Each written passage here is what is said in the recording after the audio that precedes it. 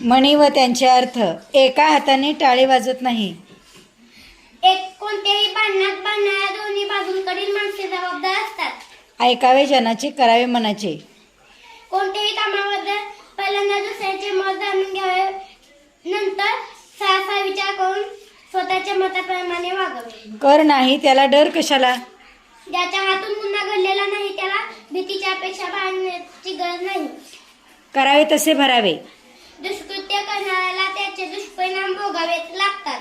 कामापुरता मामा, गरजेपुरता गोड बोलणारा मतलबी माणूस. काखेत कळसा गावाला वळसा. एखादी गोष्ट हरवली असत ती जवळपास असलेल्या लक्षात न आल्याने इतर शोधत आहे. काळ आला होता पण वेळ आली नव्हती.